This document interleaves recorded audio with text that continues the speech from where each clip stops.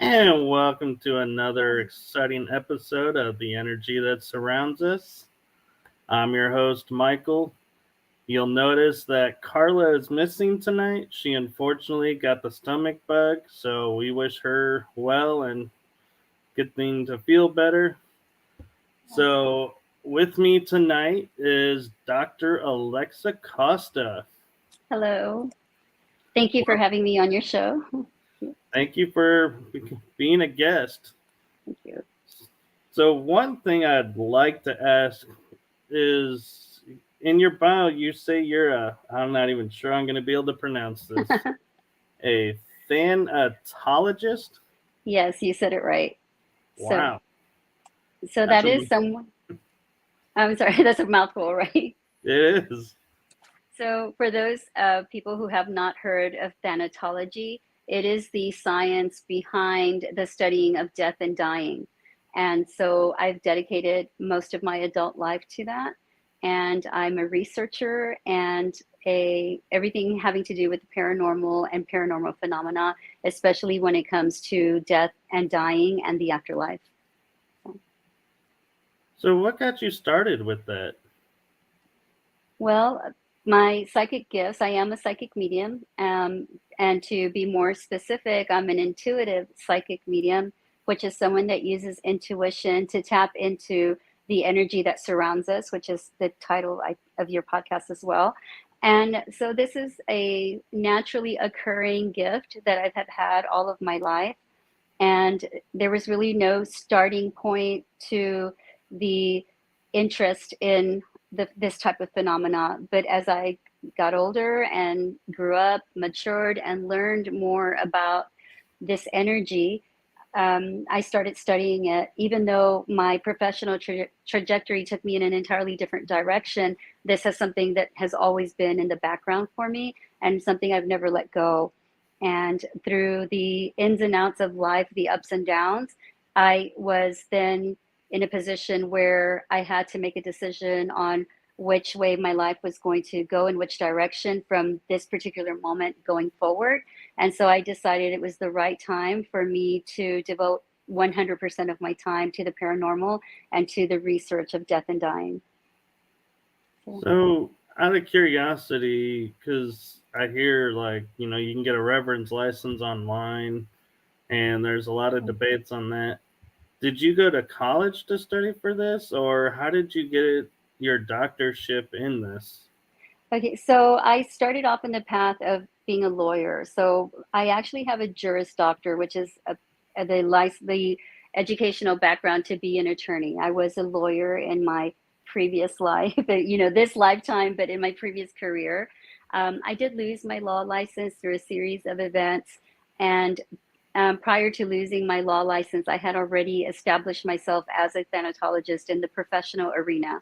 And I was able to keep it, and that it just grew from there. So I am a certified thanatologist, and this is through the Association of Death Education and Counseling, ADEC, so ADEC. And I have maintained my certification for well over a decade now. So I'm just kind of curious, how do you maintain a certification in that? Like, do you have to do case studies or? Yes. So you have to do research. It depends on the path that you take. So there's a lot of leeway in how you can maintain your credential. So I chose the path of research, and being a published author helps me maintain my credentials. I'm also a guest speaker and lecturer in various different arenas. So one of those arenas is I teach doctors how to maintain bedside manner when their patients die, and in dealing with the families. So that is another way that I help maintain my credential. So it's hands-on, continuing education credits really is how it is. And every 3 years, I have to sit for an examination. And so I can, in lieu of the examination, I can present the credential of a published manuscript, for example. And that's the path I've taken now. Is I officially have finished my first full length book manuscript on the afterlife and connecting to the other side. And so that is how I will be maintaining my credentials. So for the next 3 years, my credential expires December 2023, and the time to turn in my my credentialing for the next 3 years is November of 2023. So this book comes out just in time for me to submit for that. So yeah, so it's the Afterlife Connection, and I think I have talked to you about that. So the official title of the book is The Afterlife Connection. Right, which I gotta say is a subject that I find really interesting, and so I'm kind of curious. How do you study the afterlife? Like, do you look at certain cultural? Do you look at them Yes, all? yes, and yes. So it begins with, well, for me in particular, it begins with studying the religious aspect of how cultures see death and dying based on their religious and cultural views. And from there, it expands to the scientific research that has been done in the medical fields of people who have experienced near death experiences throughout the world, and I do case studies on that. I also have interviewed several people who have faced these near death experiences, and that's how the research continues. And you just put all of that together, and you come to your own conclusions on, you know, your personal beliefs then on how this energy attaches beyond the grave. So when you say near death experiences, are these ones that you take people at their word, or do you have to have certain proof that they were declared dead and came back? So they most often have medical records to show that they were declared dead and came back. There are a lot that I take on their anecdotal um, weight, you know, their anecdote, meaning their perception of what happened and how they perceive the events to have happened. Sometimes you might run across people that didn't have this near death experience in a hospital setting. So it's difficult for there to be proof, like a paper trail that they actually died. There was no one there, you know, to take their vitals or whatever. So to um, there's no one there to put it down on paper for them and to create that record. So there are many, especially in countries where they don't have access to medical care as easily as we do here in the United States, where you have to take their word for it. And, you know, I take a lot of what I'm told with a grain of salt. But when you hear story after story that resonates, that makes sense, that aligns with those that are documented, then you take all of that, you throw out the fluff, and you keep what makes sense. So that's how I do it. And there's just countless of people that have experienced these near death experiences that I'm sure that I've only tapped into a very small percentage of them. But there are at least 25,000 cases right now documented within the US that I had access to and still have access to. Anyone can have access to this information. You just have to go down that rabbit hole if it's something that interests you. Wow, I didn't even realize that they Yeah. were available, those records. I thought they would all be Yeah. protected under HIPAA. Well, it's not that you're accessing their medical records, you're accessing the research based off of those medical records. So that's what you have access to. And Oh, then if you make a direct connection, or you can always ask for those records to be released from, if you're doing an interview, for example, with someone who has experienced it, they'll gladly sign over, they'll hand you their records most of the time. So, but there's plenty of research that you can find online. You do have to go down that rabbit hole to access it. But it's there, and it's there under medical journals, it's there under scientific journals, and other investigators in the paranormal arena that have put together lots of information and access to these studies. So it's pretty fascinating. And it does take dedication to go through it all because it's thousands and thousands of pages worth of material. But it is intriguing and it's fascinating, and it opens up this whole new world that a lot of people just haven't been exposed to, as far as near death experiences and what happens to the person's body, the energy, the psychology, all of that combined after they've experienced something as phenomenal as that. so how does one, I'm just curious, go from thanatology to the red carpet of Hollywood?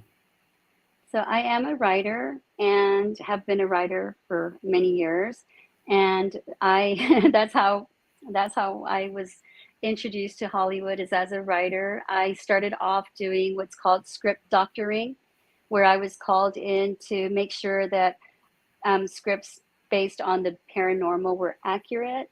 Not so much technically accurate, but accurate in the information and how it was presented in the writing. So I would go up and clean up some of the original script writing that was done. I'll go in there and either give my opinions on what changes need to be made, or they've hired me to make those actual changes. And by they, I mean um, production houses. They'll hire me to do that for them. And then I ventured off and did my own as well. So, but I would much rather, I'm a pretty introverted person, so I much rather work behind the scenes than in front of the camera. And so it's a challenge for me to even sit here to do this interview with you. I'm pretty much camera shy, and I don't particularly enjoy it. So, yeah. Well, you're doing great, and you're Well, thank looking you. natural. So, Yeah. Yeah. Well, thank you. so when you say you've doctored scripts, what type of projects can you say which ones you worked on that people may know or? Yeah. So we're going to keep that one above the line here and not give details on that, because I am a fixer, if you will. I mean, a fixer of these scripts.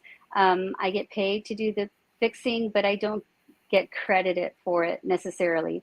And so the original writers maintain that credit. So without taking away from their credit on those projects, I can tell you that I have worked on many scripts where they talk about what it actually is to have encounters with the other side, and what the psychology is behind it once someone has that type of experience. So I've worked on a lot of popular films that many people would recognize, and it's just it's a broad spectrum of topics that I have written about.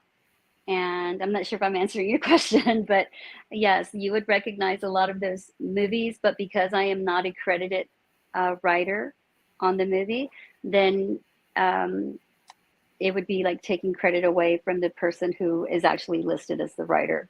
But we're talking about movies, hauntings. We're talking about demonic possessions. We're talking about mediumship. So any movies that you see where, tarot card readers maybe, or fortune tellers come on, I've had a lot of, I've been included in a lot of those projects. So. That's pretty cool. Mm-hmm. So I think so. what projects of yours have come out that you can talk about and share that people may want to check out? Okay, so I do have a television show that is still under contract, not under contract, but under consideration with the Travel Channel. And we've been working on this project now for since COVID, so just things take a lot of time when it comes to Hollywood. So a movie, for example, that you might see come out this summer, it might have been finished maybe 2 years ago. And so the process of production and we have pre-production, production, and post-production before it even comes out to a streaming network or the movie theater, right? So it's a long process. And so what we're working on right now is a haunted travel show called Haunted Holiday. And that is where I am one of the main protagonists, but because I am not the type of person that wants to be on camera, I have a major contribution to the project, but not major time in front of the camera. And so that one is, we're just waiting to see when we get the green light for that.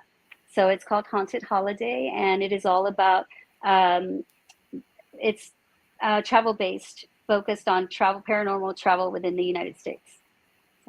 So have you started shooting anything yet or gone to any locations? So all of the pre-production is done, but the actual production has not started. So pre-production includes the scouting, it includes the casting, the writing. So all of that part is already done. And so we're just waiting on the green light. And when we're waiting on green light, that means budgets. So we're waiting on a budget, the Right. approval of financing. Without financing, projects really get stalled. Um, and so, as with anyone, there's so many people that are in this paranormal arena when it comes to Hollywood and really anywhere where it's hard to get these projects started with because of lack of funding. So they're, for the most part, not going to get the same type of funding that more mainstream television or movies get. And so it's just the investors have to weigh out the risk, and they have to weigh out, you know, their ROI on the project, right? So they're interested in the bottom line, and if it's not the right time, then it doesn't get the green light until the investors all say, okay, it's a go. So we really Right. don't have control over that part unless I come up with my own funding, which it takes a lot of money. So that's not possible for me. It's not feasible right now. So yeah, Right. Well, we wish you luck, because thank you. especially since Destination Fear and a lot of those shows came public saying that Travel Channel's dropping a lot of paranormal shows right now. Yeah, So that may yeah, be helpful for you, that they're cleaning out and making space yeah, for new ones. yeah. But you never know, right? So we don't. We just keep it moving. We don't hold out for. Um, we're not sitting here waiting for that to happen. So you just in Hollywood, you just move on to your next project. So because there's really nothing that you can do if you get a green light and the funding comes through, great, and you move forward with production, but you don't sit back and wait for that to happen. You just keep it moving. And so for me, keeping it moving was writing my book that's set to come out.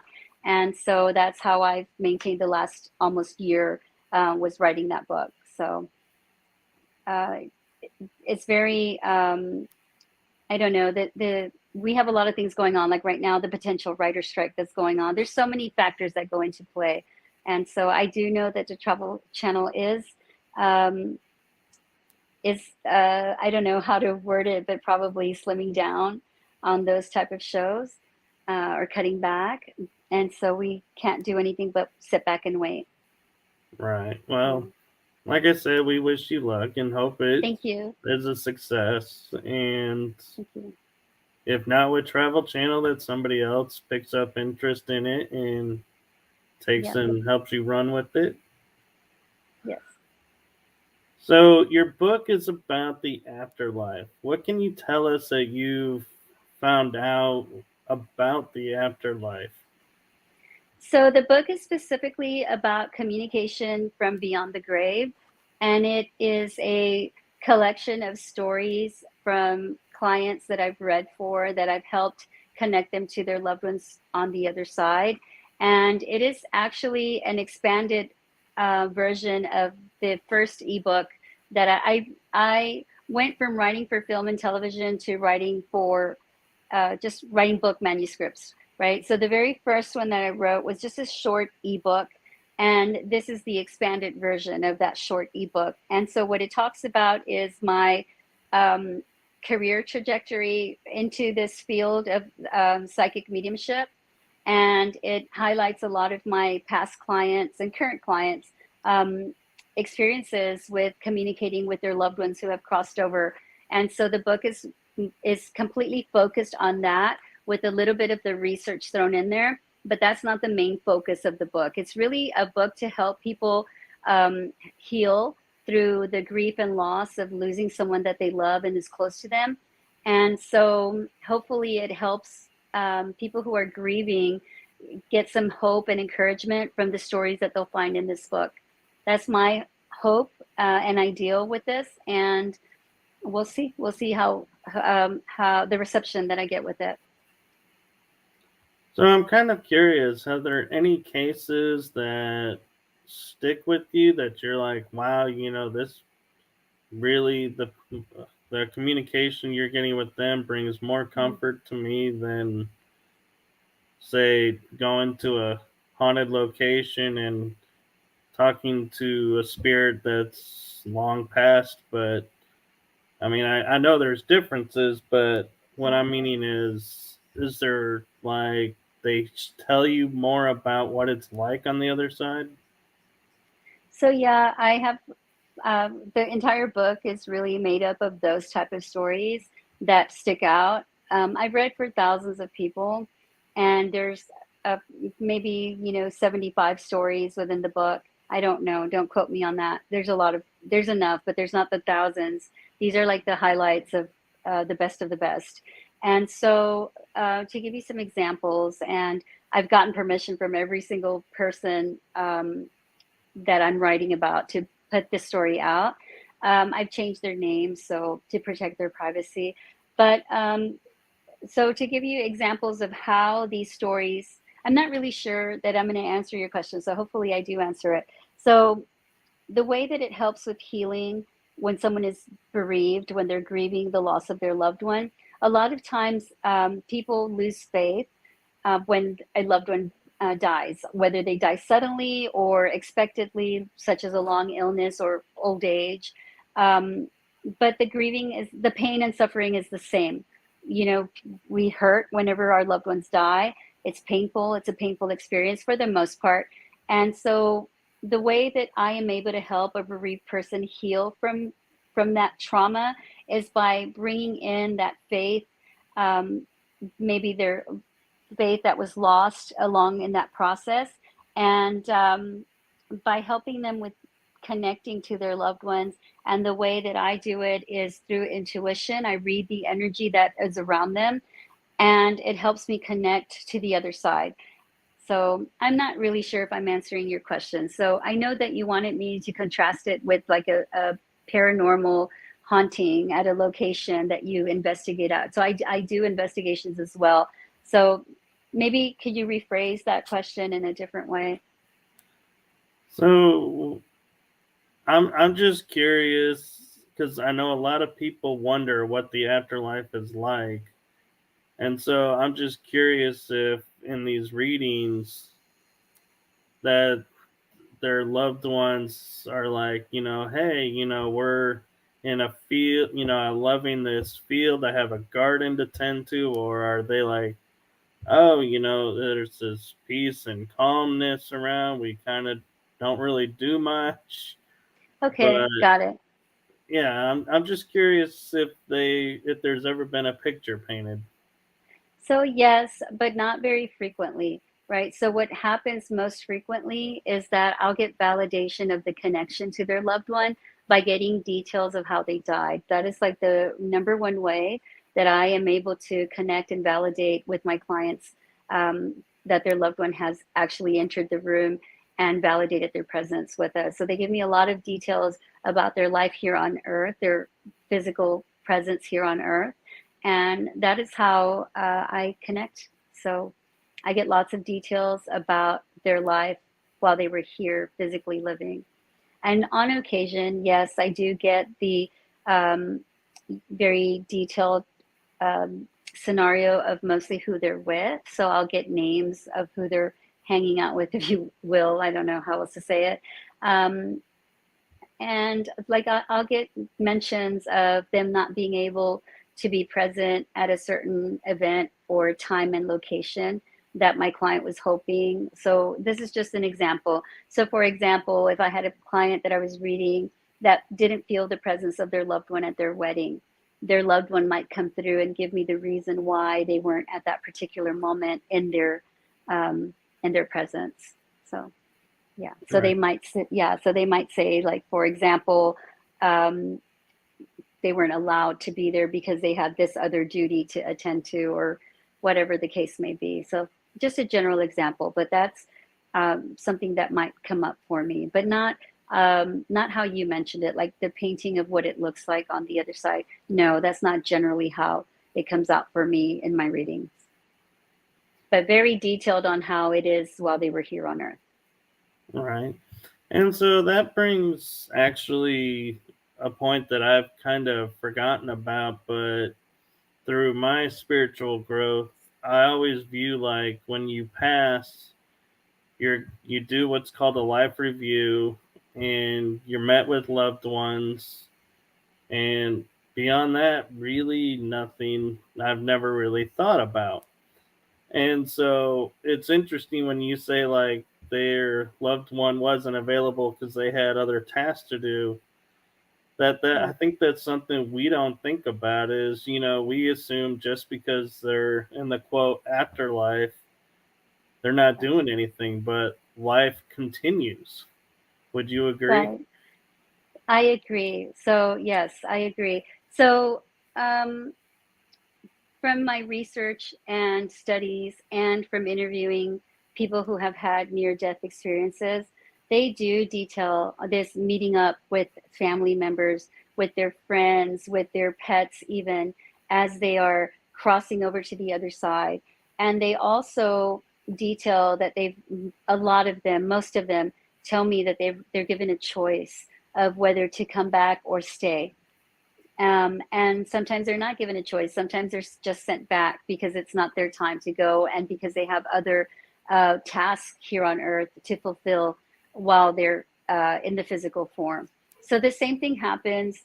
And I am just going to say it's from my experience only because people will have a broad spectrum of opinions on what happens after we die. None of us know for sure, like we're still here. So unless we've experienced that near death experience, we can't really say for sure this is what happened to me or this is what happens when we die because it's an unknown. We don't know it. And as much as we want to rely on our religious teachings or our philosophies or our cultural traditions, the truth is we don't know.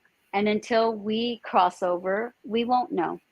But when you take everyone's accountings that have had these near death experiences, and they're all detailing pretty much the same thing over and over again, even children are describing what it's like to die in very much the same way that adults describe it, but just using their own language that they know and understand as young children, then it's kind of hard not to believe that this is what happens when we die, right? And so it's really interesting in that regard because almost everybody says they are met with their loved ones. In some cases, they are met by their interpretation of God or Jesus or an angel, right? Whatever name or description you want to give to that being, it's uh, an energy field, if you will, that they interpret it to be Jesus, Mary, an angel, God, whatever term you put on it. Everyone is describing these same happenings over and over. And it's actually really beautiful to listen to someone describe what happens when we die. But until we get there, we won't know for sure, or until there's a breakthrough in science that definitely says, okay, this is what happens, and here's the proof of it, we're not going to know. And so we rely on our own belief systems and what we want to accept as the truth until we get to that point. So, All right. And yeah. we actually have a question in the chat group. Okay. Sam Thomas says, if you've answered this question already, I apologize, but are you into Akashic, meaning the Um, Akashic Akashic records? records. Yeah, I have studied Akashic records. I've studied about them, but it's not my field of study. So I don't incorporate that into my work. So I can't speak on that intelligently because it's not something that I'm an expert in or that I've researched enough to speak on that. But thank you for the question. So yes, so Right. that I have heard a lot of I have heard people refer to the Akashic records, and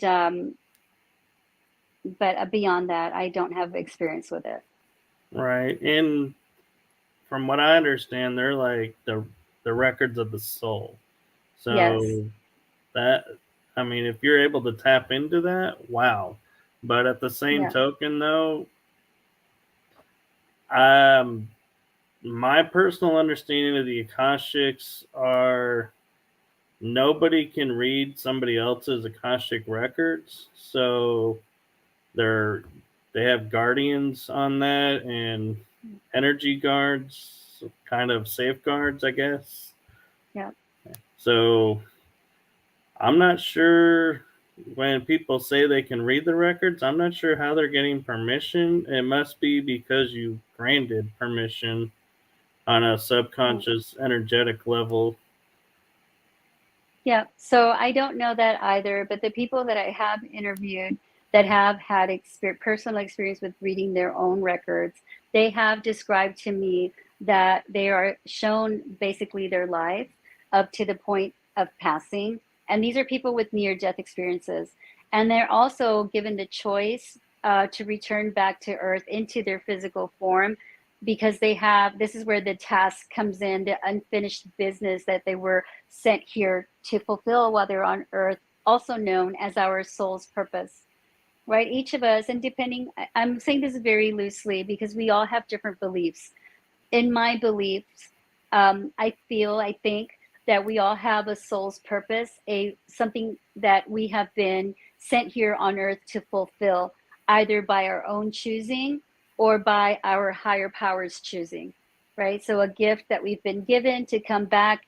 And speaking of people with near death experiences who have been sent back to fulfill that task, and each and every one of us here having a purpose, a soul purpose for being alive and being here on Earth. And everyone's life is important, everyone's life has meaning. And then it's up to us, based on these records and based on the information that I've read and received, we are here to learn these lessons while we're here on Earth. And it is up to us then to discover, to remember what we were sent to Earth for. And once we discover that soul's purpose, then our job, our duty is to fulfill it to the best of our ability. And that ability is really infinite because it's a God-given or universally given task, power, and or duty. So I feel that once we discover what we are sent here to Earth for, when we discover that soul's purpose, there is nothing inhibiting us from being able to achieve that soul purpose. Right. And Sam commented, "Thank you. I've just stumbled across this info. I'm curious now. Lots of laughs or lots of loves." I love how that one can go both ways. And then he So you're says, very welcome. and he goes, "I feel that what's in your heart of hearts is where you will go, just out of what's within one's soul." Okay.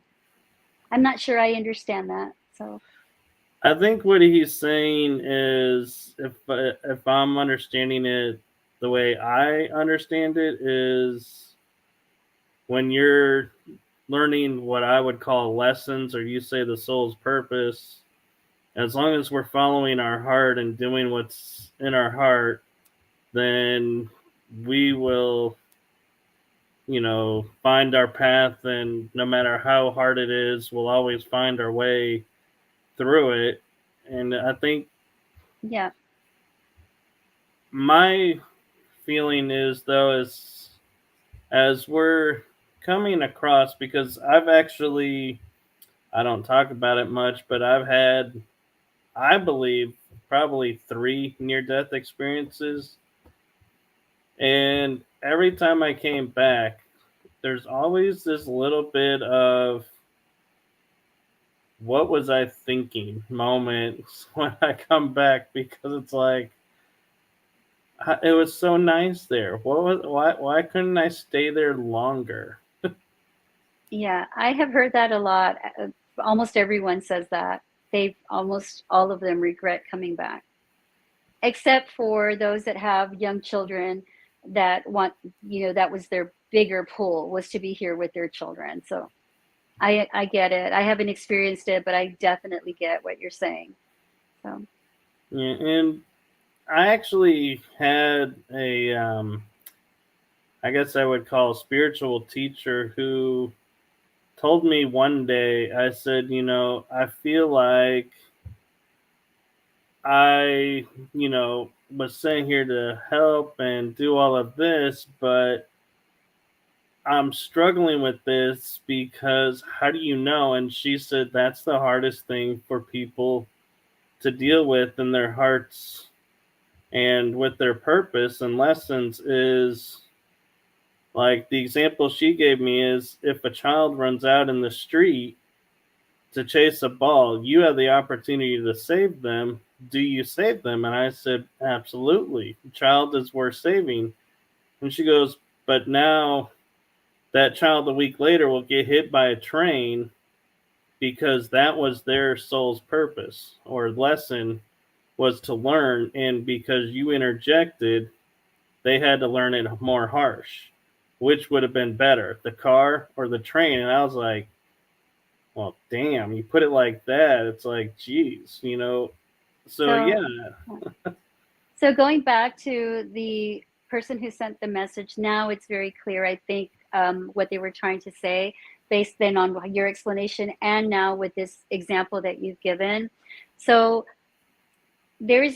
you will know now. In your heart of hearts, you will know, you will discover what your soul's purpose is, because everything comes into alignment.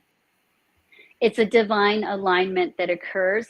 And when that happens, your soul is at ease. You don't feel the pressure, the tension, or the wondering if you are doing what you were meant to be doing. It just aligns. It feels right. It feels like you have fulfilled what you could actually feel that fulfillment.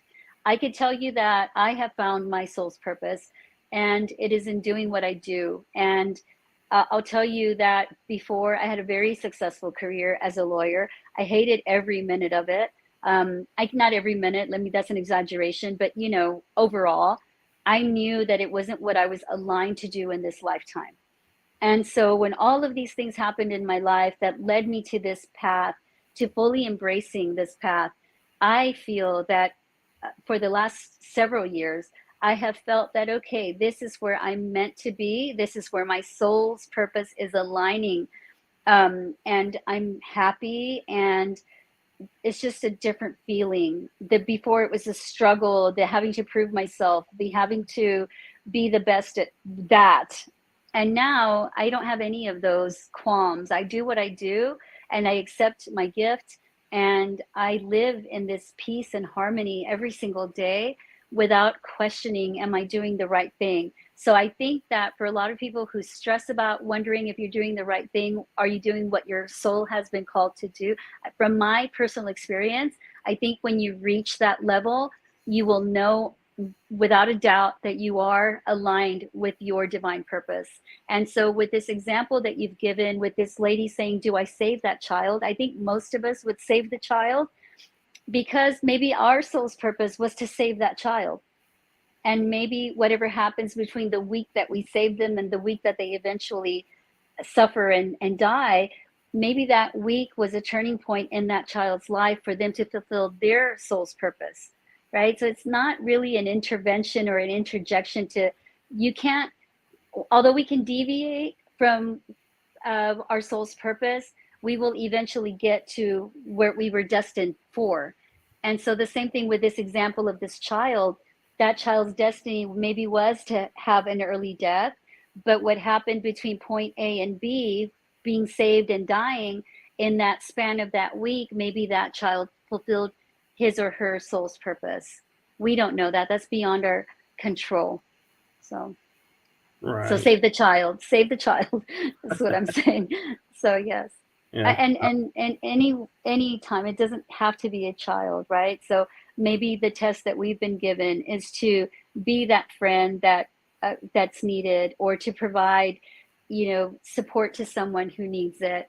Those are the tests that we face while we live. And so I feel that universally, and when I say that, I also mean God. So whatever term you want to put in there, we are given these tests as we go through life, and we fill all these little roles in people's lives as we live our life and as we reach our destiny. And so we can choose to do the right thing or not do the right thing. We could choose to close our eyes to when someone is hurting or in need. And it just keeps adding. You either contribute or you deduct from your purpose here on earth by the acts that you do while you're living. So I'm saying that kindness and love serve a greater purpose in your own trajectory. So rather Right. than turning that blind eye and not offering the help.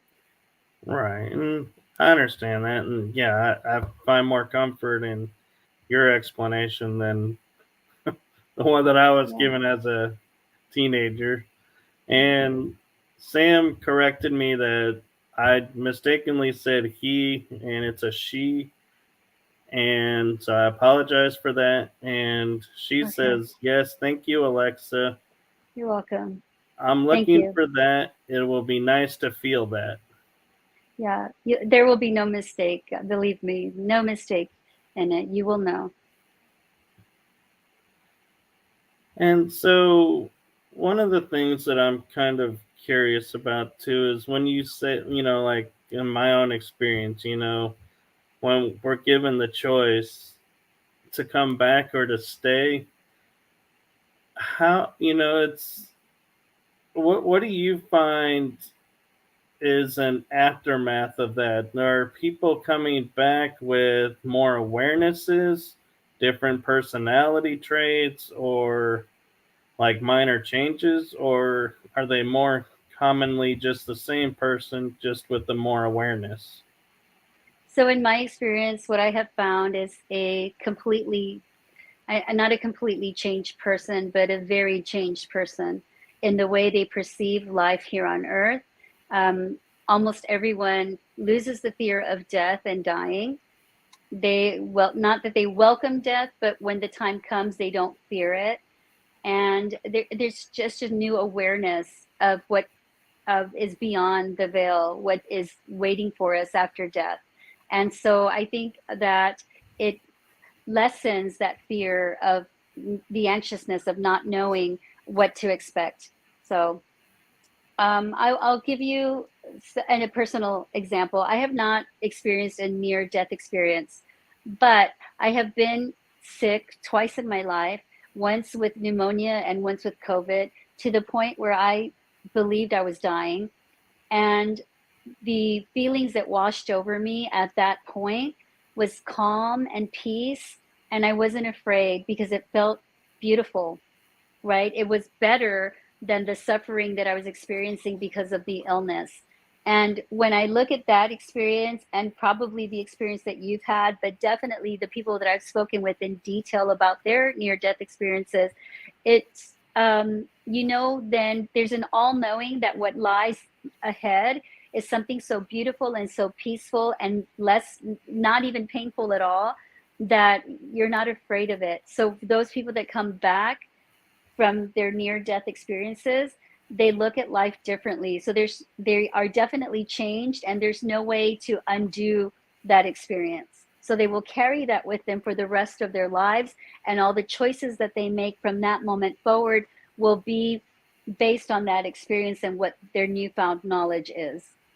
So Right. And I have to agree because I can honestly say each of the times that I remember coming back were totally different. Like one time I had a bruise on my chin because apparently I passed out and blacked out and lost consciousness hitting a bed frame that was solid wood.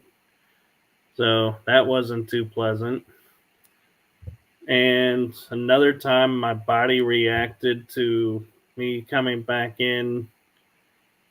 And so, yeah, I find it interesting that even as much as we can say we're used to it, it's still unexplainable because there is no it'll always be this that it's constantly changes.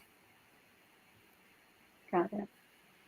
So I don't know anything really about your near death experiences. And so I'm listening to what you're saying, but I don't know the details. I'm sure your regular listeners do. I apologize, but I didn't know that you had that type of experiences, because multiple. So, Actually, I don't talk about them very often because I feel like because I have no documented proof, because I never went to a hospital, that people won't believe. So I tend to just sweep it under the rug as a personal experience, and that's it. Okay, so then this goes to what we were talking about at the beginning of the show, where I do interview a lot of people that have no documented proof of them undergoing. And then it's up to me using that analytical, that rational mind to think, okay, I listen to everyone's story with no judgment, first of all. And then uh, I pick and choose, right? What seems legitimate and what doesn't. And then when it doesn't seem legitimate, I ask questions. I don't just take it for face value. I keep asking questions until it makes sense to me. And so, even with me feeling so sick that I was ready to die because it felt peaceful at that moment, there's no documented anything on that. I was home by myself, and who my dog is not going to vouch for me, you know? And so we just have to go on faith, right? And we have to then use our rational thinking on what makes sense to us to accept, or not, whatever people tell us, right? So you holding in your experience is probably doing you a disservice. The more you talk about it, it's like a cathartic feeling. Am I saying that word right? Like it Right. heals. It helps heal. And so the more you talk about it, the more you spread that message, give people your experiences, it helps. And maybe your soul's purpose is to spread the word on what your experiences were on the other side. So we look at all of these things, right? And so when Right. we are trying to fulfill our destiny, you look at those experiences. You've had unusual experiences, not once, but 3 times, I think is what you said. Is that right? You've had it Right. 3 times. So, what are the odds of one human being experiencing 3 different near death experiences in their one lifetime here on Earth?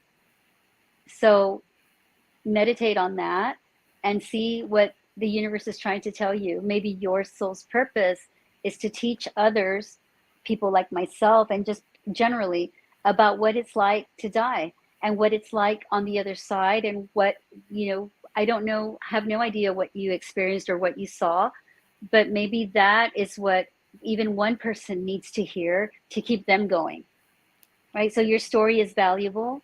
We are all valuable. Our stories are all valuable, but you have a very unique experience that can potentially help answer a lot of questions that people might be having.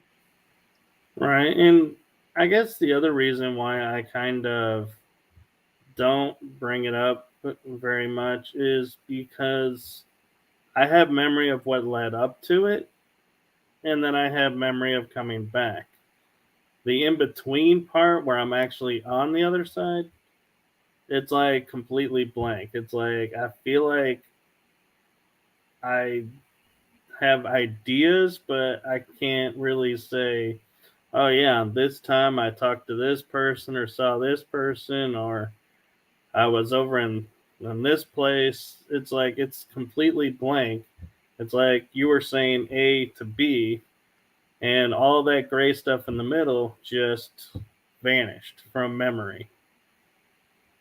Okay. So maybe that itself, there's a reason behind that, right? So, And I would say yes because it brings to mind that when I was younger, I would go to see a medium, somebody who could read, or talk channel, and we would test the tapes before because they were recorded, so you could go back and listen.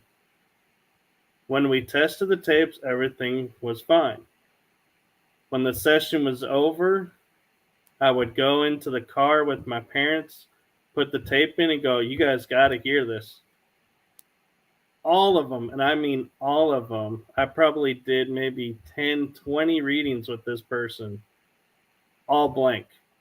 The tapes never recorded the session. so maybe your session with that medium was only for you to hear, right? It was meant for you and not for you to share with others. So I would, that's what the first thing that comes to my mind is that. And whatever it is that was transmitted between the two of you was meant for the two of you, was meant for you mostly, because the medium is just the messenger. So, Right. and yeah, so, and now that you've said that, and coupled with your lack of memory of what has happened on the other side. I'm not trying to read you. I don't have your permission to read you, but Oh, you if can if you want. so, okay. So the impression that I was getting when you're giving me this story, and because I am an energy reader, it's actually a dark and negative energy surrounding the story that you have given me, even from the moment that you had said you crossed over without you knowing, or without you having given any details of not remembering. I didn't know even that you had crossed over, and then knowing that, and then knowing that you don't remember. At that moment, a very negative energy surrounded you that felt like it was a protective mechanism for you, so that you're protected of what you encountered on the other side.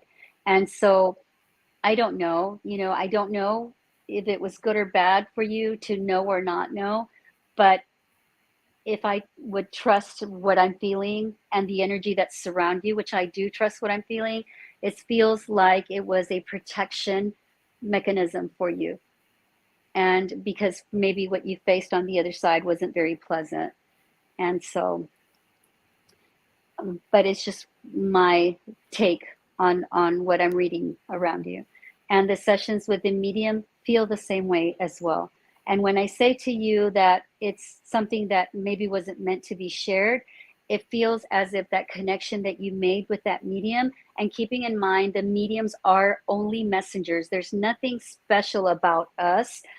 We just give the message. We're, for the most part, I can't speak for every medium out there. Speaking of my abilities myself, I can give you the message that comes through, but I don't have any control as to what is coming through, right? So sometimes the messages that I give to my clients are very specific to that one person, and are the type of messages that maybe should stay with that person. And what I'm saying with you, with your connection with that particular medium and the lack of recording on those tapes, also serves the purpose of protection for you.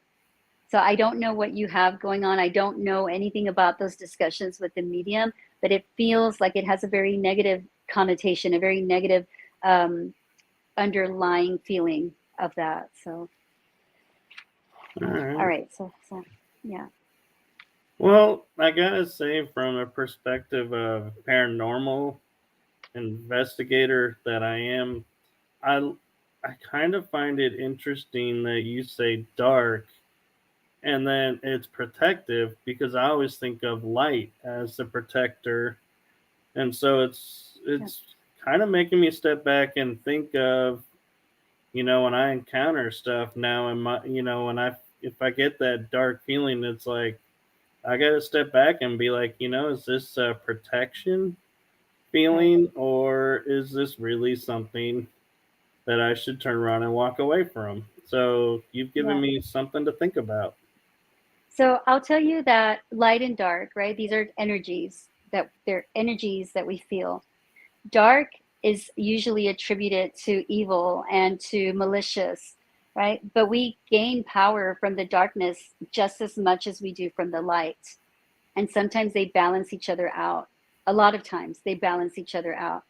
I, as a medium, sometimes pull my energy from the dark, and sometimes I pull my energy from the light. And it just depends on the person that I'm reading for and what they've brought to me and how I respond to them. Does that make sense? It does. And it also makes sense that, like you're saying, if the darkness protects me as much as the light, that I was told by a medium that I'm one of the rare people they've ever met that can freely walk through, like on the astral plane, the shadow world, There you without go. being harmed and come back okay. And that kind of makes sense, because it's like I kind of work in like one foot in one side and one foot in the other.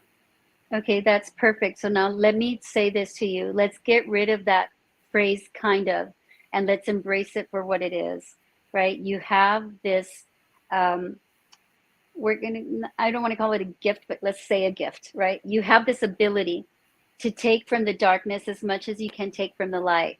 And the medium was right in saying that not everybody can do that. It's very rare for somebody to be able to work in both. And so own it is what I'm saying. So let's get rid of the kind of. I'm validating for you what somebody has already said to you in the past. So I don't talk ever to you. I mean, I know we are Facebook friends, but we've never had these deep conversations, not like this. So I didn't know that that has already been shown to you by another medium. This is a validation, or should act as a validation for you, that this energy that surrounds you is coming through the same as it was with the other medium. We are just messengers of what we see, hear, feel. I can't make this up for you, right? There's no way that I would know that you have already been, that this gift has already been acknowledged for you in the past. So Right. take it as a And validation and own it. right, and I do, and I appreciate it. And it is like you say, like, because I've never said it, nobody ever knew until this episode, obviously, that's ever been mentioned. So the fact that you picked up on it as well is like double confirmation for me that, yeah, I wasn't imagining that it was said, that it was really said. And I can say, for me, I feel the resonance of it, that yes, that is something for me. And I think that's why when I go into locations where a lot of noises or stuff that normally scare people off, I just stand there and I'm just like, okay, Because what you're else you got? protected. Yes, because you are protected. I am exactly the same way. So I resonate with you on that. Um, I completely resonate with what you're saying. So I love to hear that. I love that um, we've been able to validate what has been said to you in the past, things that you already know. You already know these because you lived this experience, right? So you don't need me to tell you, but it's really amazing to hear it and to get that validation.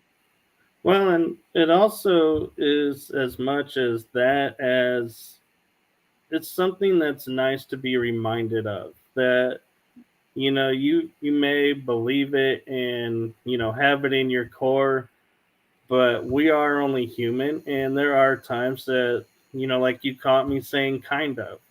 I don't normally say kind of when I'm talking about myself, and so it's nice to be reminded and saying, yes, I am this, and Yeah.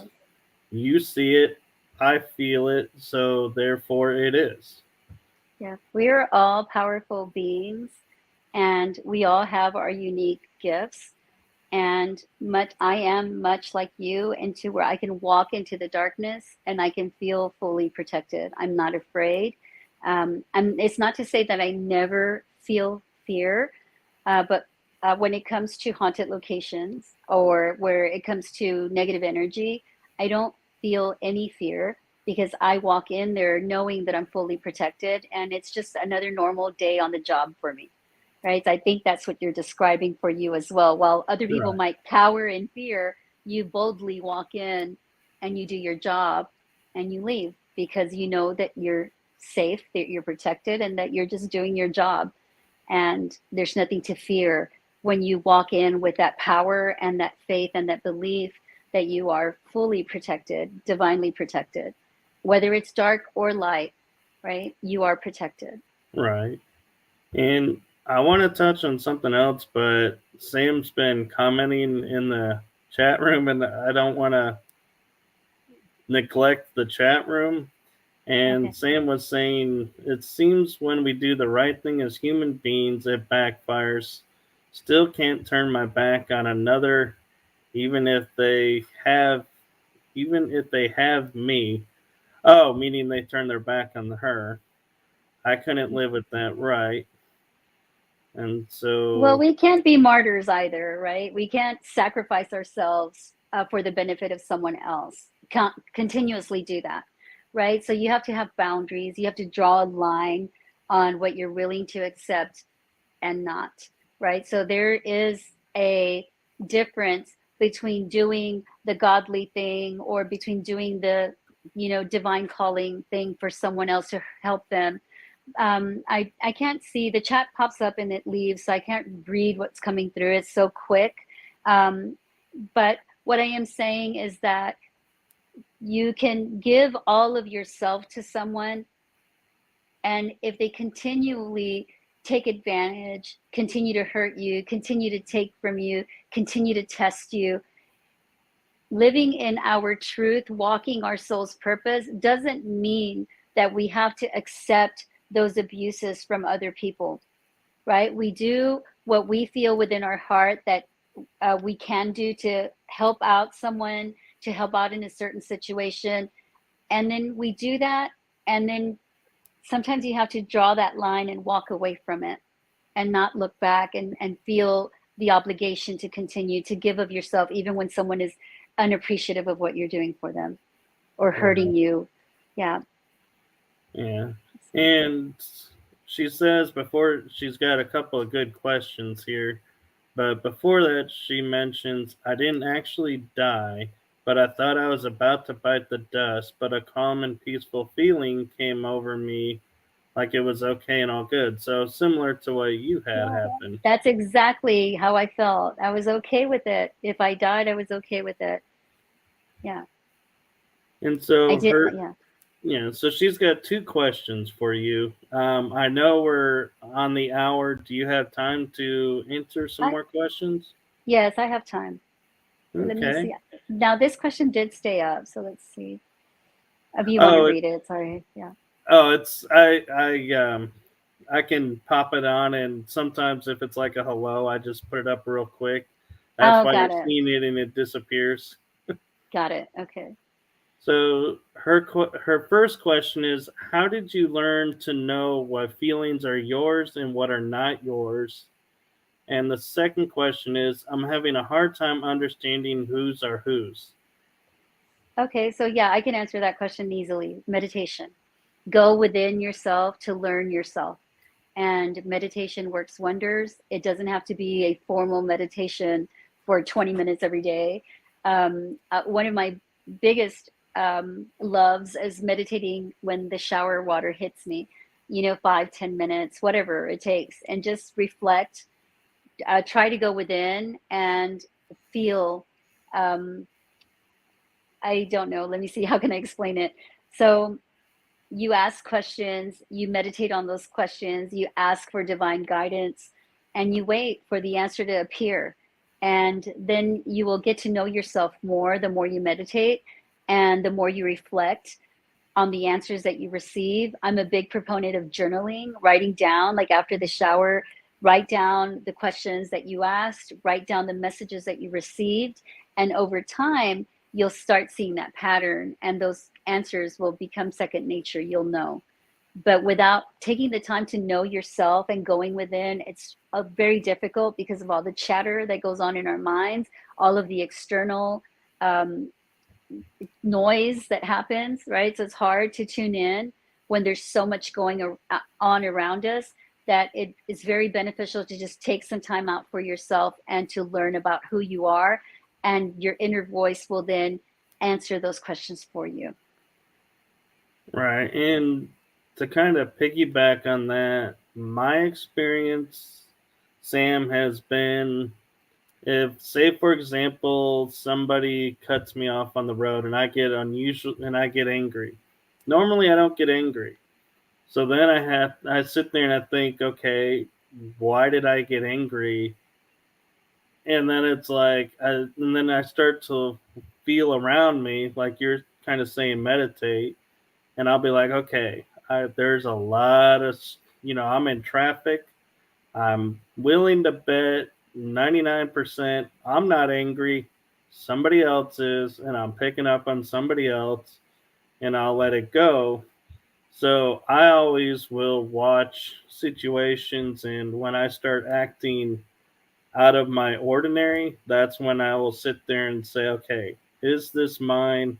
If it is mine, why am I acting this way? Yeah. Yeah, that's a great way to reflect as well. So That's reflection right there. You just described it. Right. And she goes on to say, I have to be alone a lot, too much stress around others. Classic sign of an empath. Yeah, Exactly. yeah, yeah. So I'll just put So up it, this. yeah, so I'm sorry to interrupt. For just really quickly, for people who don't know what an empath is, it's not the technical definition, but it's the when you pick up on others' vibrations, on their energy, and it starts affecting you. It's exactly what you just described. It's like picking up on someone else's anger, for example, or all of that energy that surrounds you with all of these beings, all of this people around you, whether they're here on Earth or they've crossed over. Their energy affects us. So you have to learn to block that energy out and to remove yourself from the situation when it becomes overbearing. So that's what that is that's going on there. When you're an empathetic person, when you're an empath, you pick up on that energy and it affects your psyche, it affects your well-being, and you have to counteract it by removing yourself, by blocking off that energy, by doing whatever it takes for you to start feeling more yourself. So Right. And I was just going to say, she said, thank you much. And she went on to say, thanks. Awesome answer from you both. thank you. And yes, it's not easy to deal with. No. So if it was easy to deal with, we all would be doing it. So, Right, right. Yeah. all right. And Sherry Piggers popped in to say she loves meditation. Yeah. Me too. I love to meditate. Definitely love it. It's my me time. So, Now, I will say I love meditation. And for me, I find my meditation goes along with my mood. Like sometimes I'll meditate to the TV on, sometimes I'll meditate to quiet, sometimes I'll meditate to music. yeah. Does do you have like that to where your mood Yeah. determines how you meditate, or do you have a regimen where you're like, this is it, this is how it's got to Yeah. be?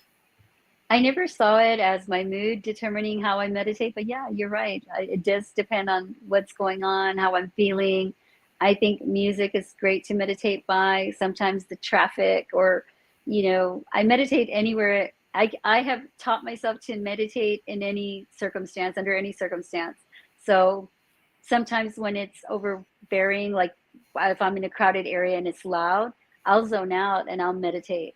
Right? Not, I don't purposely say, oh, I'm going to meditate. I just find myself doing that naturally. It's like second nature, because it's how I remove myself from that situation and I go back into my zone of calm. And so I'm pretty even keeled with my moods because I'm able to successfully do that in any type of environment. So I am the biggest proponent of telling people that you don't need to have any ritual to meditate. You could meditate anywhere and under any circumstances when you train your mind to do that, to take you to that meditative state. So, Right. And I kind of feel like we feel like meditation has to be like emptying the mind and doing all these different things, and sometimes I feel like just taking a moment and listening to my thoughts yeah. is meditation, because it's like I'm not doing anything, and hearing all of the thoughts and like picking which ones I want to focus on sometimes I find is more relaxing than sitting there and like straight back and the And uh, forcing yourself to empty your fingers in a mind. certain Yeah. position going, okay, this is my mantra, this is how it's going to be. And Yeah. I'm like, no. That doesn't work for a lot of people. So, yeah. So you're not alone with that. So I always say, do what works for you when it comes to that reflection, that meditation, and being in that meditative state. Whatever works for you is the right way to meditate.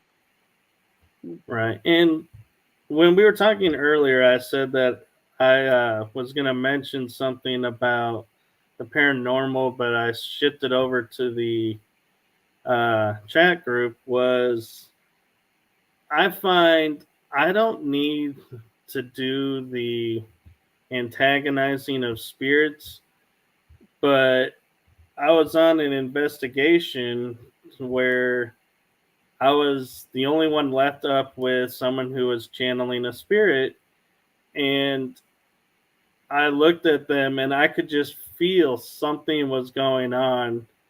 And so I'm the last person to promote antagonizing or, confronting spirits. But I actually found myself engaging the spirit and going, I feel you grabbing my arm, but it's burning you, isn't it? And they said, yep. And I said, and you know who I am? And they're like, yes. And I go, it scares you, doesn't it? And they go, yes, it does. And I was like, that was the only time I've ever like physically recorded myself confronting a spirit. And it's like you were saying, it's because I knew I was protected and I was safe to do so. But I think also I knew in my heart nobody was going to be harmed by taking on this spirit and quote unquote putting in his place or just reminding them, hey, got to follow the rules. Yeah. I have to admit that I have been in many situations where people expect entertainment, and the old me, maybe I don't know if I'm still this way or not. Probably, at some extent, yes. But I have antagonized. Um, I've grown up from that, because that was when I was younger and it was cool and everybody was wanting entertainment. And um, I don't know if it's now because I'm older that I don't feel the need to do that, or because my connection um, is more powerful now. Excuse me. Excuse me. I don't want to cough Bless in you. anyone's ear. I need some water. Excuse me. But I have been known to antagonize. Now, I am very confrontational when it's a negative energy that won't let go, or that is trying to permeate the safety of the group that I'm with. Then I will antagonize and I will become confrontational. Sometimes I have to be very confrontational. And I don't like being that way, but sometimes it's necessary. Sometimes it's for entertainment, but sometimes it's because it's clearly necessary. Look who came to say hello. Oh, Pepe. Say hi, Pepe. Oh, he has no idea what's going He's like, Mom, it's our time. What's going on. on? Yeah, basically. It's almost his bedtime, not yet. Oh, thank you, thank Aw. you, thank you. So anyhow, so So, he just wanted attention. that's totally fine. I'm a huge proponent of that. Mine was in earlier, and I was like, nope, I'm not interrupting the show by bringing him on. Oh, sorry. No, no, I meant you were talking Yeah. about something, and he was kind of whimpering, and so I was Oh, like, got it. I can't bring you up now because she's talking, and I don't want to be rude and look away and Oh, distract you in your thought. okay, well, got it. Well, thank you for that, but it would have been okay. So, Okay. thank you. Sam is saying flute music I love to hear when I do. Oh, we're talking about meditating. Need Okay. to do it more. Sometimes I have to fight me to actually sit and meditate. Yeah, That is that true. happens. I think that happens to all of us. Yeah. She says I seem to get followers home a lot. I have to go alone. My dog goes too. Can't find anyone to go with. They say they want to, but push to shove, they don't, and I don't expect it anymore now when they say yes. So I think I know what she's talking about, and that's going on investigations. And I think she's going by herself or with her dog. Yeah. So you can do that. I don't recommend it depending on how the Yeah. energy of the location is. Same. Be- I agree. right, because you don't know how that place is going to affect you. You need somebody there to, when you start acting out of the ordinary, can pull you out and ground you. I agree with you on that. It's very dangerous to go alone. Yeah. Yeah. She says, love animals better than people. They're true to me. Yeah, Yeah. yes, they are, Yeah. but it also they play on my emotions. That's true. People do tend. Some people will do that. Some aren't. You just have to find, like I like to call, your true circle of friends and those that will always be there for you. Yeah. So, what advice do you have, Alexa, for somebody who does have a follower that follows them home from a location? It's happened to me plenty of times, especially when I was younger and I wasn't able to stand up for myself. I didn't know how, Um, so I don't know if I said that right. I mean, I was probably too timid to stand up for myself when I was younger, and I would allow it to happen all the time. And sometimes I didn't mind it because I like living in haunted houses. I love paranormal activity around me, so I didn't discourage it. I'm okay with it. But as I got older, I realized how dangerous that is, and so I always make it a point to just verbally call out and say, "You're not allowed to follow me home. Go wherever you want to, but do not follow me home." And I do a lot of protection rituals that are not unique to me, but personal to me, and prayer is one of them. I do smudging, with just sage. Let's see, but mainly it's standing up for myself. I just tell them flat out, don't follow me home. Go wherever you want to, but not in this car. You're not going to my house. You're not welcome there. And this is your place. This is where you belong. And that's how I deal with it. And I haven't in many years had to deal with an entity following me home, but when it happened, it was okay. I was okay with it. So, Yeah. Um, Sam says that she says she was talking about the spirits. We yeah, were as well, Sam. yeah. It's sometimes get confused talking about people and spirits because it's similar an aspect. And she says the spirits play on me. I love it too. Um, I can say yes to that as well. Like I used to have in my house a corner of the house to where, or a room. I shouldn't say the house. It was a room that I call Grand Central Station. That all the spirits would pass through from one dimension to another. I guess in my viewpoint, and I recorded it one time, and there was like a fire chief, an Indian, all Wow. different types of ages going through there, and I was like, it really is a time central or a Grand Central Yeah, Station. that's But interesting. Yeah.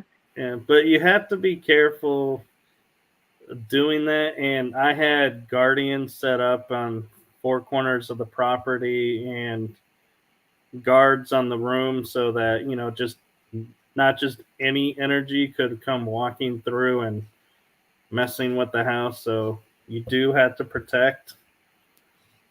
Yeah. I actually did have a very negative energy just a few days ago trying to permeate my living space. And I was telling my daughter that all of a sudden the door to my house is under constant renovation for a couple of years already, maybe 3 years. Um, but I just finished the renovation of my bedroom, and everything was fine for the first maybe three weeks or so. This is very recent. And the last few days, maybe a week ago, every time I would enter that bedroom door, it felt like I was going through a portal into evil. And I just fought it and had to put a block and just an energetic block to those thoughts and feelings, because I felt it was so overwhelming that it could have easily overpowered if I allowed it to. And I had to remind myself, this is my house. I don't want to live in a home where it feels unsafe, or where it scares me. And it was beginning to scare me to the core every time I passed through that door. And so I set the intention of that feeling to go away, of that energy being disallowed in my home.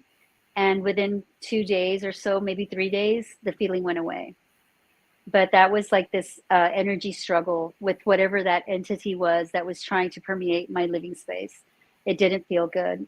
So, Right. so And always so, speak. Yeah. yeah. And so that actually gives me an idea of a thought. And I'm kind of curious your take on this. With remodeling, everybody always says when you remodel, you stir up the spirits that are there. Yeah. I wondered, though, as well as not just the spirits that are there, but the workers and the lumber and all the tools they bring in, could that be bringing in what's going on? And that's why all of a suddenly there was a shift from, yeah, it was easy to walk into the room to all of a suddenly going, wait a minute, Yes. something's off. So I agree with you on external people bringing in their negative energy or even their positive energy. But in this situation, it was just my dad and I that did the actual physical labor. So we're good. Like there's nothing, we have a great relationship. So, and he's helped me with the rest of the remodeling. Very rarely do we have any external sources come in. So this was something not attached to that. It was something different. And so I don't know other than the remodeling aspect. So let me take it back to a few weeks before. So the reason why we finished this bedroom, I didn't have a bedroom. I had other rooms in the house that I used as a bedroom. I have a pretty nice size house and it's just me and my dog. So I don't care where I set up my bed while I remodel. But in this particular case, in March, I had both of my daughters, one of my daughter's fiance and their baby coming to stay with me. So we put a rush on finishing this huge, beautiful bedroom. And so the house was filled with love. It was filled with people and activity and noise, good, positive energy. Not until they left did this start happening. And so I think that the remodeling itself stirred up and opened this portal of energy in my house, and that it didn't make its presence known until after all things settled, after everyone went back to their respective homes. And when I was left here alone, it's when it manifested. And so I took care of it, but it was pretty scary. I don't get scared easily, so keep that in mind. And it was starting to, fear started to permeate. And so I had to consciously make an effort to stop whatever was trying to infiltrate my home, to just make it stop. And so Right. And fortunately, yeah. yeah, I can only imagine with you being like me that if you were starting to feel fear, that it had to be on a whole nother level then. It was. So, It literally felt like every time I walked through the door's got like an arch, so it's an arched doorway. It felt like I was walking into this portal of evil. That's what it felt like. And it didn't, and I would never go into that room. That was actually the room that I feared to begin with when I bought this house. And that's why it took me such a long time to even get to the remodeling phase of it, because I just didn't want to go in that room ever. Like I spent 3 years without going in that room. I mean, in and out when I needed to, when I absolutely needed to, but hardly ever. And then when all the remodeling took place on that particular room, then it's like, okay, it's that feeling that I had was justified. There was definitely something there, but now it's gone, I think. So it's a I little too soon to wonder, tell. yeah, I wonder if it's that you weren't ready to face it, and so that's why it waited till you were ready to face I it. think so. I think yes, because like I said, the house is just filled with so much love and laughter and noise that it just waited for the right time. Right. So So Sam is asking, do you teach others how to learn to find the inner self?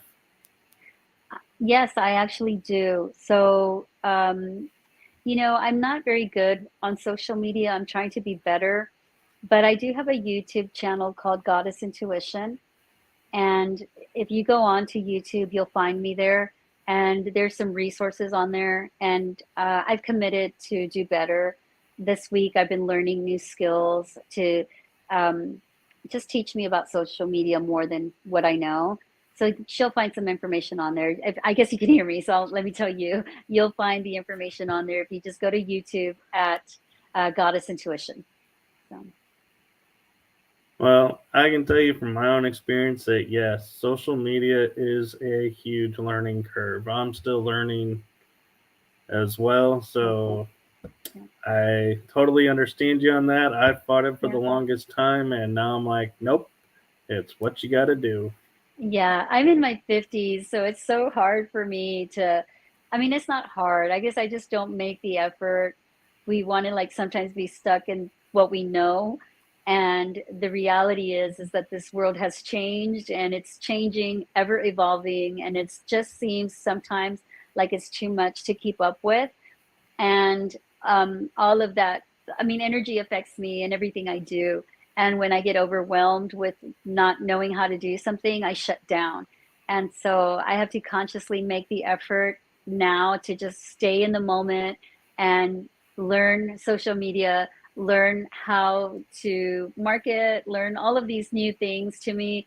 And that's why I'm at right now. So hopefully you'll see improvements on my YouTube channel in the next few weeks, in the next few days and few weeks. So I'm making the effort. Well, kudos to you for that. Thank you. And Sam says, I've learned so much on this show, and I thank you both. You're very welcome. Thank you for hanging out with us all this time. Thank you. Yes. And making it fun and engaging and asking your questions. It's been a pleasure. Yeah, so I'm not sure if you're asking a question here or not, Sam, but I'm going to turn it into a question for you. She says, I feel that when I come home a lot, sometimes I can't even get out the door. So the question I'm going to turn that into is when you come home and either wanting to leave or enter and you're feeling like you can't, is that the intuition and what we call your intuition trying to protect you and saying, hey, it's not a good time, you really should step out? Or is that more of the energies just saying, hey, we're here, maybe you want to come in, maybe you don't? Do you ever have that happen? And what's your experience on that? Are you asking me? Yeah. Yes. No, I don't ever go through that. Um, I actually feel like my home is my safe spot, even though it was riddled with all this paranormal activity when I first bought the house, and now it's presented itself again. I don't feel that way. I don't allow that energy to control me when I'm at home. I actually don't allow it to control me really anywhere, but I feel that when I come home, this is my safe space. And anything that is external or that maybe was here before me either has to learn to live with me in unison or they can get out because I'm not going to allow that energy to affect me and my peace and my space. So yeah, All right. I just don't. So Sam said, in response to that, I got the chat all to myself. I do ask a lot of questions. Sam, we appreciate the Yeah, questions. definitely.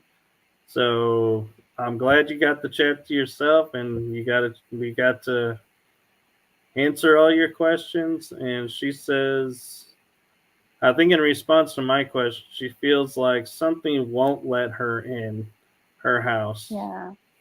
Yeah, that's not unusual. I mean, that although I don't allow it to happen to me, I know that a lot of people do succumb to that energy. So sometimes energy can be overpowering and overwhelming, and it can force you to react in ways that is beyond your normal self. And I can see it happening. I don't think it's healthy.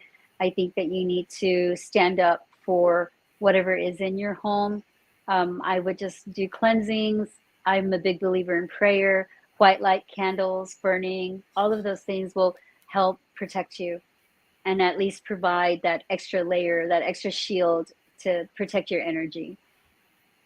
Right. And I feel like that's one thing that's not really shared a lot is we feel like we have to live with the ghosts or spirits that are there, and it actually works both ways, that we have the right to state this is our space.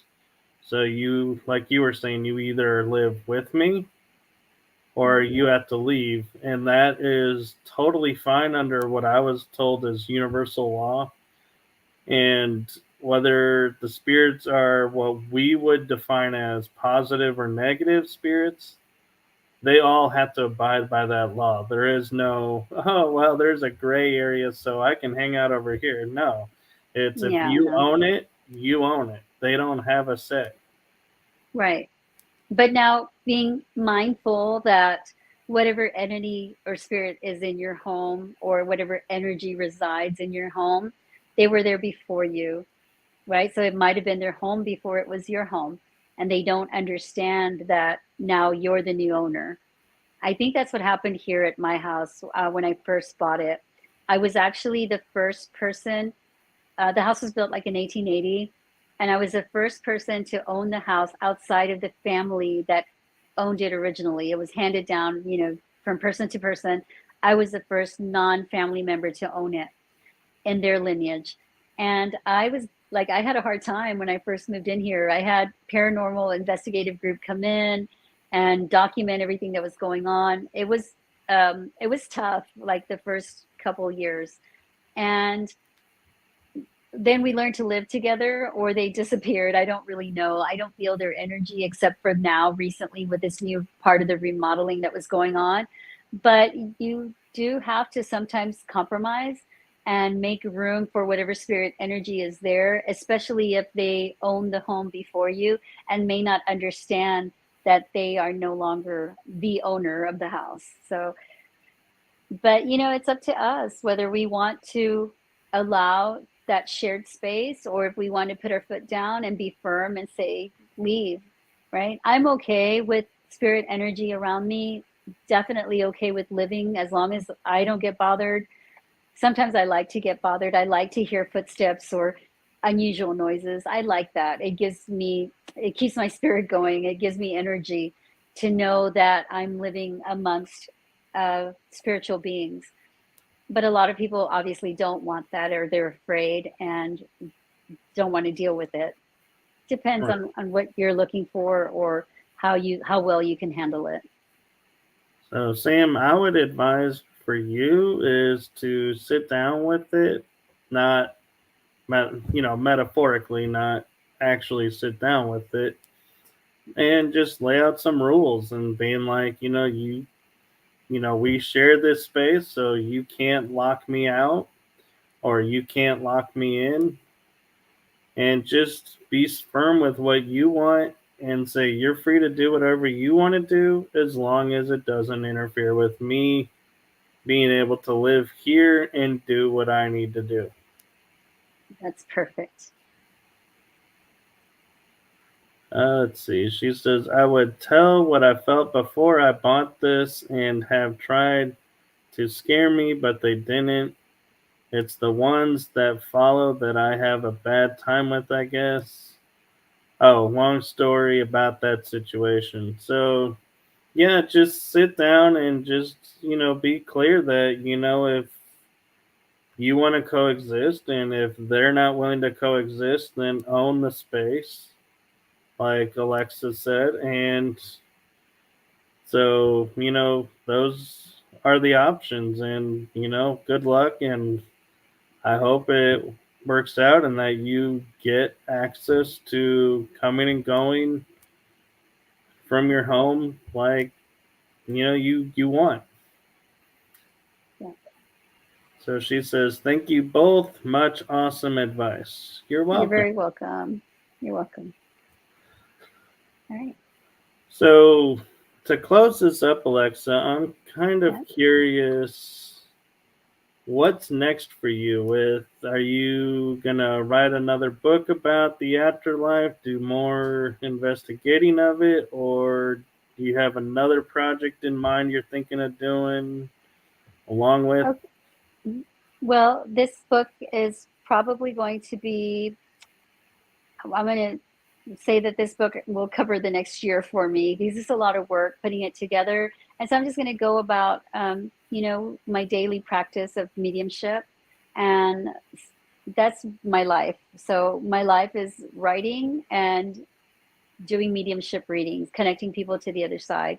So that's my focus for the next year, is just to um, expand my presence online, and do my book tour starts in June. Excuse me, some water. Cool. So, do So, you want uh, to promote your book tour? so yes, so the very first stop is, I'm actually going to Latin America starting in June. So it starts in Mexico. And so for the month of June and July, I will be traveling through Mexico. And then I'll announce the dates for the United States when I'm done with that part of it. So it kicks off on June 9th through the 11th in Mexico City, and it is the Afterlife Connection. And I don't know if we have any viewers from Mexico City, but on my Facebook account, I will show all the exact locations once they are confirmed with the dates and times.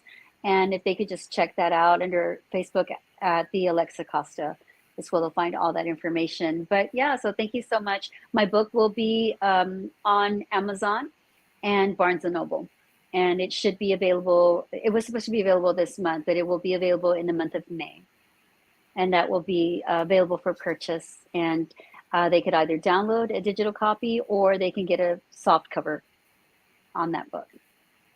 All right. So, Sam says she will definitely friend you both. Very Thank you. cool. Yeah, we'll look forward to that. And so, you kind of hinted at it with Facebook and the YouTube. Are those really the only two spots to find you, or where can people find you? You can also find me on TikTok and Instagram at, well, you can either search for me under Alexa Costa or Goddess Intuition Tarot. So that's how you'll find me on across all social media. So Goddess Intuition Tarot will get you there, or Alexa Costa will get you there as well. Excuse me. I'm Bless you. sorry. I keep coughing in your ear. Sorry. It's Uh, my. I've been talking too much. oh, you're fine. And so, I'm going to wrap things up here. So, thank you to Sam and to all the viewers who watched. Thank you again to Alexa for coming on to our show. Thank you for having me, and thank you everyone who tuned in. So, before I close it, Carla, we wish you are sleeping well and wake up recovered. And we look forward to your return next week when we will be with, and I just have to look, Amy Green will be on the show.